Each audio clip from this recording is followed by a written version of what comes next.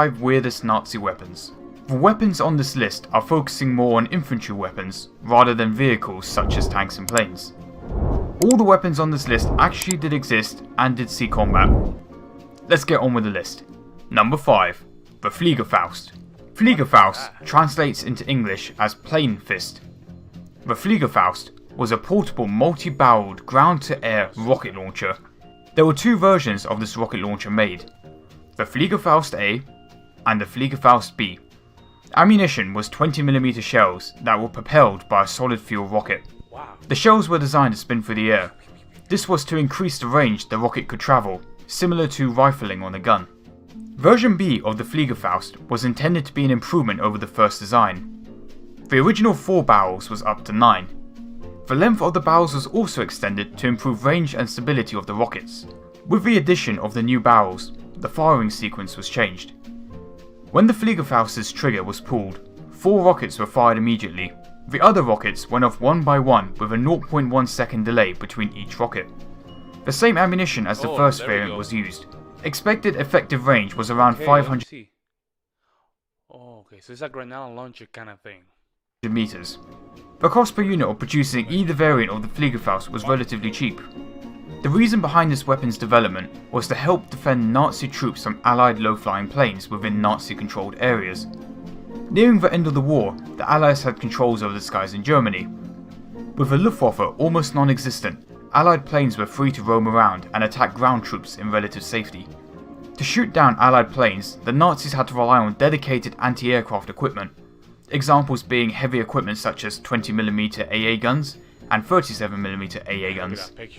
These heavy guns are static, therefore if they're spotted they're easy to take out. It also takes a lot of resources and manpower to build, supply and transport these AA guns. If the Nazis could have armed their men with handheld weapons that were capable of downing planes, it may have slowed down the Allies' advance.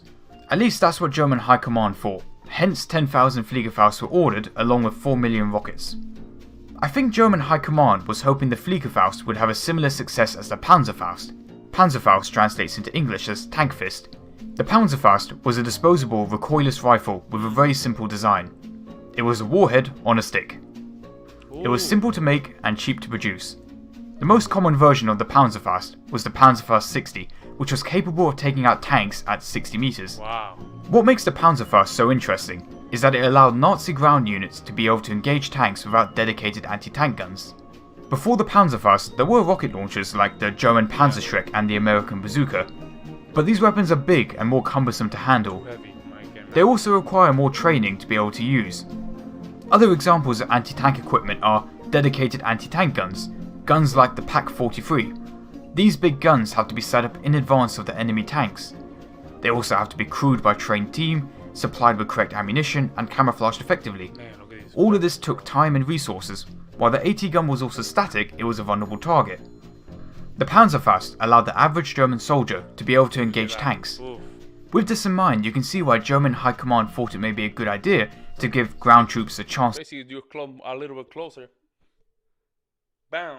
And you can just hit the tank closer. to engage low-flying planes, thus leading to the development and production of the Fliegerfaust in 1945.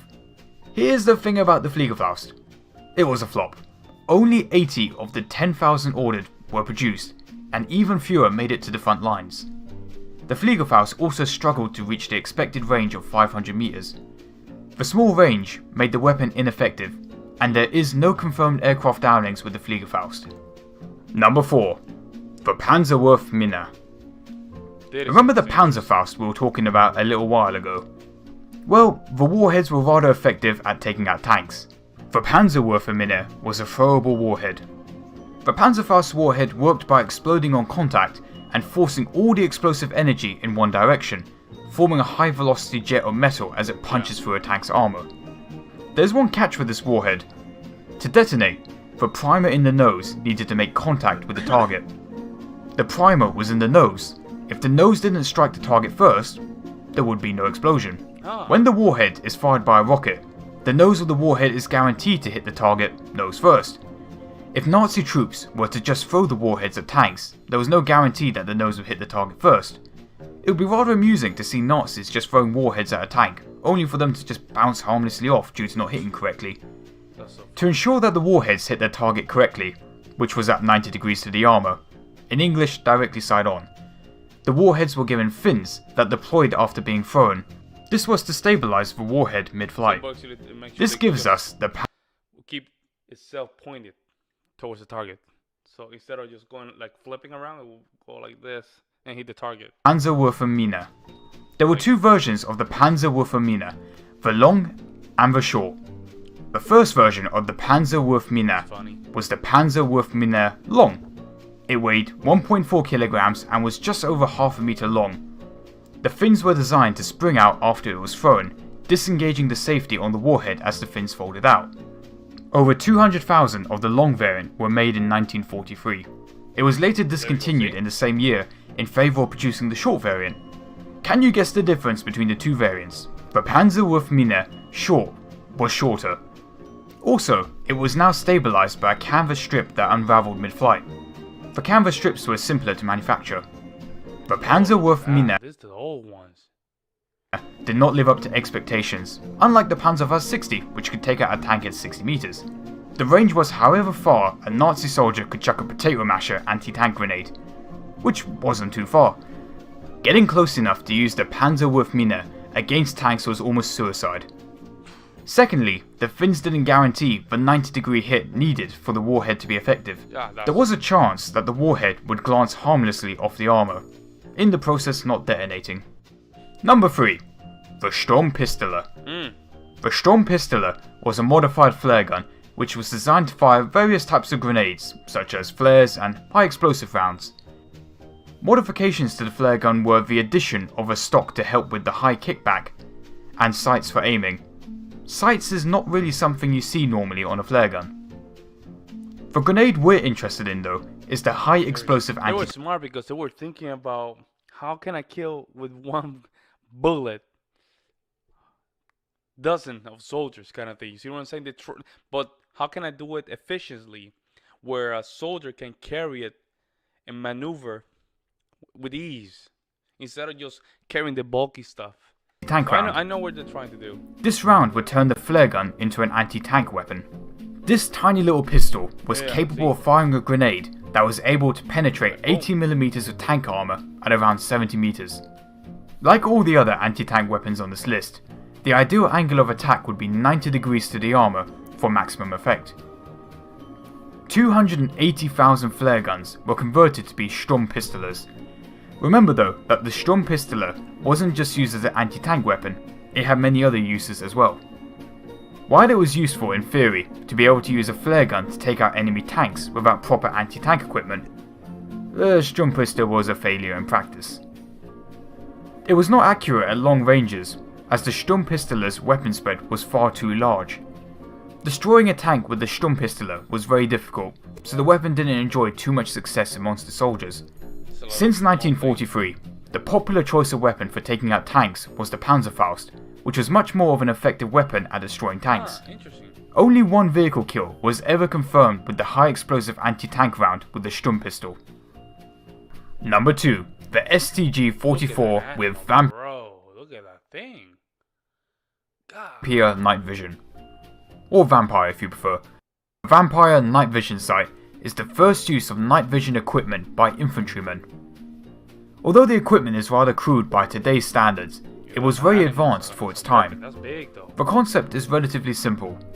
On top of the scope is a black light lamp that shines out infrared light, which is invisible to the naked eye. The infrared light would reflect off surfaces back into the scope, which would then display the infrared light as visible light. But then you look at all the equipment that you need. Being able to see at night is a massive tactical advantage. Other ways of illuminating the night before night vision, such as flares and searchlights, left friendlies exposed in the light. The STG-44, also known as the Sturmgewehr 44, was the gun chosen to be modified with the night vision. The modifications included mounting a black light and infrared scope. As a precaution not to blind the user of the gun with muzzle flash, a flash hider was mounted on the gun. The flash hider would also help hide the location of the user by not giving away their position with the muzzle flash. To power the black lamp and infrared scope, a pack with a battery had to be worn. Over 300 units AK-47 with a scope. Are said to have been made, with some of these units making it to the front lines in scene combat. This new technology did come with some problems, one being the weight. The lamp and scope weighed 2.25 kilograms. Especially in that area when the technology was heavy. This scope is then mounted onto a gun, the STG-44, which weighs little over 4 kilograms. The backpack contained the battery, which weighed 13.5 kilograms. Combine this with the standard weight that the average German soldier had to carry, which was around 20 to 25 kilograms, that's not too mobile. All that weight, and the battery pack only had 15 minutes of power. Another disadvantage was the design itself. Go Buster. It didn't matter when only the Nazis had this technology, That's way too big, man. but it would have been a bigger problem if the Allies had similar technology. The type of night vision it uses is active. This means that if an enemy looks through their night vision scope, the user would stand out massively, as the enemy would be able to see the infrared light being produced from the black lamp. All these faults with the technology have been solved over time as night vision equipment keeps getting smaller and better. Yeah.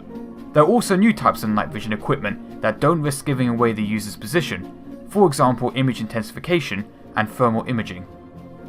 The Vampire was just the first example of night vision being used on standard. You see this little thing right here in the bottom? The little, how do they call it? It's like a little switch, right? You might have to just, how can I do this to it? And that way it can have power to it. But you have to take it out, right? Like you have to take the battery out, sit down and do it. Screw it, right? And then put it back. By that time you're dead. Infantry weapons. Night vision had been used for the first time by the Germans in warfare as early as 1942, where it was tested on a 37mm anti-tank gun. Later in the war, this technology was also applied to vehicles. In 1942, a 75mm PaK-40 anti-tank gun was equipped with the sights and a lamp. The gun was then mounted onto the Marauder II tank destroyer. Later on, more tanks got access to the night vision equipment. Approximately 50 Panther tanks were equipped with this night vision equipment in early 1945. The sight range on the night vision equipped Panther was around 400 to 600 meters. To help the tanks perform better on the battlefield, a half-track variant was made with a massive infrared lamp. This half-track variant was named the Eagle Owl. It could see up to 1.5 kilometers away. It could also use its searchlight to spot enemy tanks which are out of range of the Panther's smaller searchlight. A Panther would be able to see an enemy tank bathed in the light emitted by the half-track at around 700 meters. Night vision equipment was also used by artillery observers and mounted on fixed machine guns. This technology though is another case of too little too late. Yeah. Before we get to number 1, here are some quick honourable mentions. The STG-44 with curved barrel and scope modification. What is that? This gun could be fired around corners without exposing the operator of the gun. Very useful for close quarters combat. Hafthoiledung. What is that, bro? Put the gun like that, bam! That is so intuitive. Very not intuitive. Is I know what they're trying to do, but how you have to pum until you get the guy. You have to shoot multiple times until you get the guy. It's weird. A magnetic mine with standoffs for optimal explosive distance from the tank it would be placed on. The BU-181 with Panzerfass. This is a training plane which was transformed for an anti-tank role. This was done with the addition of a pair of Panzerfass mounted on each wing. This experiment was quickly discontinued. Number 1. The Goliath Tracked Mine. This is the world's first deadliest remote control car. Inside of the Goliath was packed up to 100 kilograms of explosives. I think the name of this weapon is German humour at its finest. When the Germans called this a Goliath, and then you call this a mouse. Wow. Anyway, the Goliath was used as a disposable remote-controlled demolitions vehicle. It was issued to engineers and special armoured units. It was designed to be used against tanks, fortified positions and strongpoints. There were two variants of the Goliath, electrical and petrol. The electric variant had two electrical motors, one for each track of the Goliath. Inside of the rear of the Goliath was a spool of cable around half a mile long. This cable would be connected to the operator's controls. The cable would be used to provide power and to send a detonation signal. The first Goliath units got to the front lines in 1942. They built just over 7,500 of the electric variant throughout the war. The second variant of the Goliath was petrol. The reason for the change of electrical to petrol was due to the cost of manufacturing. It was cheaper to produce the petrol variant than the electric variant. There was also a couple of new changes as well with this new variant. The armour was up from 5mm to 10mm. Another change was also the amount of explosives. It was increased from 70 kilograms to 100 kilograms.